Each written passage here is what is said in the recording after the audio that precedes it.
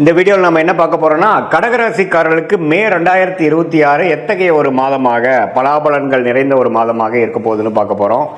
Scientific வேதிக் astrology முறையில் எந்த விதத்திலும் மிகைப்படுத்தாமல், பரிகாரங்கள் அது மாதிரி மூடநம்பிக்கையில் போகாமல், உள்ளது உள்ளவாறு எப்படி ஒரு கிரகம் ஒரு மாதிரியான இடத்துல சஞ்சரிக்கும் பொழுது, பயிற்சி பெறும் பொழுது எது மாதிரி தாக்கத்தை கடகராசிக்காரர்களுக்கு 2026 மே மாதம் கொடுக்க போகிறது அப்படிங்கிறத துல்லியமாக மிகைப்படுத்தாமல் இந்த வீடியோவில் நம்ம பார்க்க போகிறோம். பாருங்கள், கடகராசிக்கு குரு 12ஆம் இடத்திலே நீடித்திருக்கிறார் மாதம் முழுவதும். அதே மாதிரி சனி 9ஆம் இடத்திலும், ராகு 8ஆம் இடத்திலும், கேது 2ஆம் இடத்திலும் நீடித்திருக்கிறார்கள். எந்த வித மாற்றங்களும் மே மாதம் இருக்க போகிறதில்லை. ஜூன் மாதத்துக்கு அப்புறம் ஆகிற குரு பயிற்சி தான் பார்த்திங்கன்னா கடகராசிக்கு ஒரு அற்புதமான ஒரு பயிற்சியாக வந்து ராசிக்குள்ளேயே வரார். அதை நம்ம அப்புறம் பார்ப்போம். பட் இந்த மே மாதம் பொறுத்த வரைக்கும் பார்த்திங்கன்னா 12ஆம் இடத்துல குரு இருந்தாலும் வரக்கூடிய ராசிக்குள்ளே வரக்கூடிய பயிற்சிக்கு வேணுங்கிற சில ஃபவுண்டேஷன் விஷயங்களை செய்வாருங்கிறது நம்ம மறந்துடக்கூடாது. ஸோ அடுத்த கட்ட நல்ல உடைக்கை நல்ல முன்னேற்றம் அது மாதிரி சில விஷயத்துக்கு வேணுங்கிற அடிப்படையான சில விஷயத்தை கொடுக்கக்கூடிய ஒரு அற்புதமான மாதமாக கடகராசிக்காரர்களுக்கு 2026 மே மாதம் வருகிறது. குறிப்பாக சொல்ல போனால் முதல் 2 வாரம் வந்து ஃபர்ஸ்ட் ஆஃப் மே மாதம் வந்து செவ்வாய்கிற ராஜயோகாதிபதி சனியோடு சேர்ந்துருக்கிறது கொஞ்சம் தவறு. ஆனால் 3rd and 4th week second of May மாதம் பாருங்க, செவ்வாய்ங்கிற ஒரு 10ஆம் இடத்துல திக்பலம் பெறார். அதாவது நல்ல 10ஆம் இடத்துக்கு வந்து வரும்போது அருமையான விஷயம், அவரோட வீட்டுக்கு அவரே வரார். ஸோ ராசிக்கு 10ஆம் இடத்துல வருவது வந்து ராஜயோகாதிபதி வருவது தொழிலில் முன்னேற்றம், நல்லாவே வந்து வாழ்க்கையில் என்னென்ன செய்யணும்னு நம்ம ட்ரை பண்ணோமோ அதெல்லாம் கிடைக்கக்கூடிய அமைப்பு இருக்குது. அதே சமயத்தில் சுக்கிரன் 11ஆம் இடத்துல லாபஸ்தானாதிபதி 11லேயே இருக்கிறார். மாதத்தின் செகண்ட் ஆஃப் பார்த்திங்கன்னா 12ஆம் இடத்துக்குள்ள வந்து குருவோட சேர்றார். ஸோ அதெல்லாம் பார்த்தீங்கன்னா சுப விரயங்கள் செய்யக்கூடிய அமைப்பு, பண வரவுகள் நிறைய வரக்கூடிய அமைப்பு, வெளிநாடு பிரயாணங்கள், குடுக்கல் வாங்கல நல்ல விஷயங்கள், இம்போர்ட் எக்ஸ்போர்ட் அப்படிங்கிற மாதிரி பல நற்செய்திகள் வரக்கூடிய ஒரு அற்புதமான செகண்ட் ஆஃப் மே மாதமாக கடகராசிக்காரர்களுக்கு 2026 உண்டு, மே மாதம் உண்டு. அதே மாதிரி சூரியனும் பார்த்தீங்கன்னா 10ஆம் இடத்துல இருக்கிறது அருமை. ஸோ மே மாதம் நம்ம என்ன எதிர்பார்க்கலாங்க சாமி, ஒரே வார்த்தையை சொல்லுங்கன்னா முன்னேற்றத்தை எதிர்பார்க்கலாம். தொழில மேன்மை, வேலையில முன்னேற்றம், ப்ரமோஷன் எதிர்பார்க்குறவங்களுக்கு கிடைக்கும். அதே சமயத்தில் நல்ல ஒரு அபிவிருத்தி, நல்ல சேஞ்சு, ஒரு ஜாப்ல இருந்து இன்னொரு ஜாப் மாறுறது, மாணவர்களுக்கு நல்ல ஒரு ஃபோக்கஸ், நல்ல ஒரு ரிசல்ட்ஸு. அதே சமயத்தில் விளையாட்டுத்துறையில் இருக்கிறவங்களுக்கு நல்ல ஒரு அமைப்பு, மருத்துவத்துறையில் இருக்கிறவங்களுக்கு நல்ல பெனிஃபிட்ஸு, ரெகக்னிஷனு, மீடியா துறையில் இருக்கிறவங்களுக்கு நல்ல அமைப்பு, வெளிநாடு தொடர்பு இருக்கிறவங்களுக்கு நல்ல ஒரு கான்ட்ராக்ட், நல்ல ஒரு ப்ராஜெக்ட். அது மாதிரி கடகராசிக்காரர்களுக்கு இதுவரைக்கும் ராகு 8லேருந்து கேது 2லேருந்து ஒரு மாதிரி அப்ஸ் அண்ட் டவுன்ஸ் போயிட்டு இருந்து, குறிப்பாக ஃபர்ஸ்ட் ஆஃபுமே பார்த்தீங்கன்னா ராஜயோகாதிபதி செவ்வாய் 9ஆம் இடத்துலேருந்து அப்பா விஷயங்கள், பூர்வீக விஷயத்தில் சில பாதிப்புகளை கொடுத்துட்டு இருந்தது.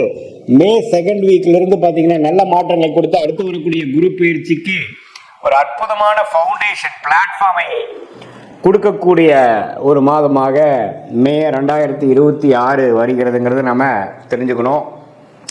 இது வந்து எல்லா டைம்லேயும் பார்த்தீங்கன்னா குரு 12லேருந்து விரயங்களை கொடுக்குற மாதிரி இருந்தாலும் அது நல்ல விரயமாக, சுப விரயமாக அல்லது அசுப விரயமானு பார்க்கும் பொழுது இது மாதிரி கிரக அமைப்பு வரும் பொழுது நல்ல ஒரு விஷயத்துக்காக டக்குன்னு ஒரு இன்வெஸ்ட்மெண்ட் பண்ணி அது மூலமாக பெனிஃபிட்ஸ் பெறக்கூடிய ஒரு அற்புதமான ஒரு காலகட்டமாக கடகராசிக்காரர்களுக்கு வருது. அதனால் இதெல்லாம் கொஞ்சம் பார்த்து யூஸ் பண்ணிக்கணும். குறிப்பாக வந்து செகண்ட் ஆஃப் மே மாதம் நீங்கள் நல்ல அமைப்பு பண்ணிக்கணும்.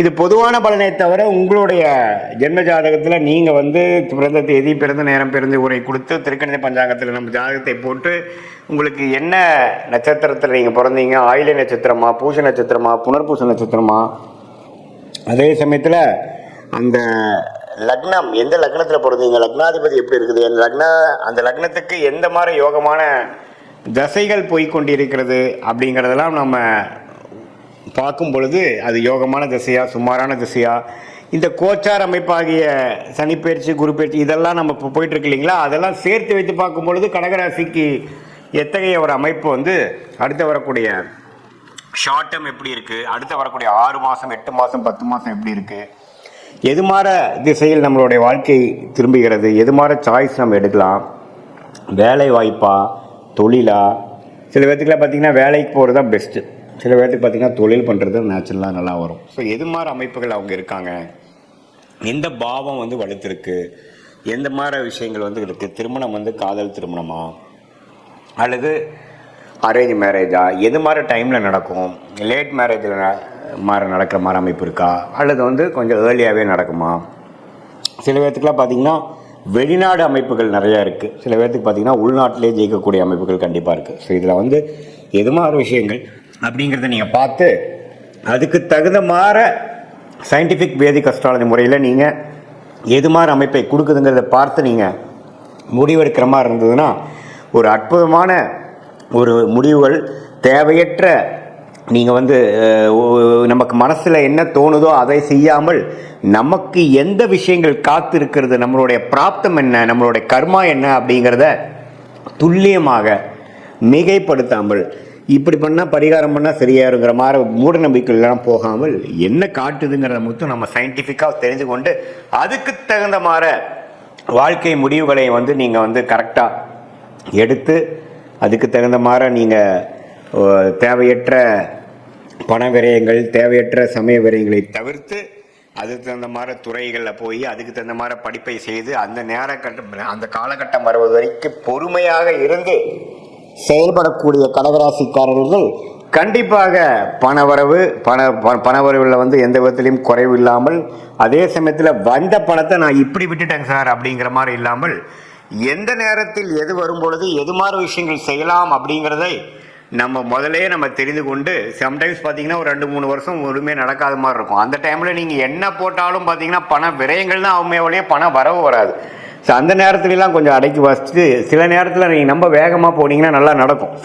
எந்த நேரங்கள் வந்து நமக்கு அருமையான நேரங்களை தெரிந்து கொண்டு அதுக்கு தகுந்த மாதிரி நம்மளுடைய லைஃப் சிச்சுவேஷனை அமைத்து கொண்டு நம்ம முயற்சிகளை வந்து பிளான் பண்ணோம்னா தேவையற்ற சமய விரயங்கள், தேவையற்ற பண விரயங்களை தவிர்த்து நம்மளுடைய வாழ்க்கையோட குறிக்கோள் என்ன, எது மாதிரி விஷயத்தை நம்ம நோக்கிறோம், எந்த மாதிரி ரிலேஷன்ஷிப் நமக்கு வேணும், எந்த மாதிரி ப்ரொஃபஷன் நமக்கு வேணும், எது மாதிரி ஃபினான்ஷியல் கோல் நமக்கு இருக்குங்கிறதெல்லாம் தெரிந்து அதே சமயத்தில் நம்மளுடைய 12 பாவமும் நம்ம ஜாதகத்தில் குடும்பமாக இருந்தாலும் சரி, தனமாக இருந்தாலும் சரி, சொத்து விஷயமா இருந்தாலும் சரி, கடன், நோய், எதிரி, வம்பு வழக்காக இருந்தாலும் நம்ம ஜாதகத்தில் எப்படி காட்டுது, எந்த நேரத்தில் எது விஷயத்தில் நம்ம ஜாக்கிரதையாக இருக்கணும் அப்படிங்கிற விஷயத்தெல்லாம் நம்ம கவனமாக பார்த்து அதுக்கு தகுந்த மாதிரி நம்மளுடைய முன் எச்சரிக்கையோட முன் யோசனையோட நம்மளுடைய வாழ்க்கை முயற்சிகளையும் வாழ்க்கை செயல்பாடுகளையும் நம்ம செய்யும் பொழுது என்னன்னா, எப்படி ஒரு கூகுள் மேப் வந்து ஒரு மனிதனுக்கு ஒரு இடத்த விட்டு ஒரு இடம் போகும்பொழுது அது எப்படி வழிகாட்டுகிறதோ,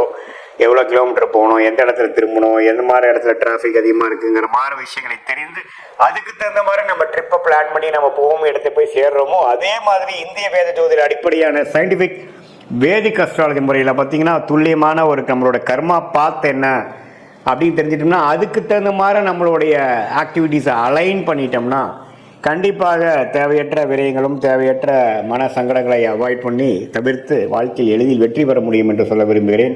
மீண்டும் மற்றொரு காணொளியில் சந்திப்போம். நன்றி, வணக்கம்.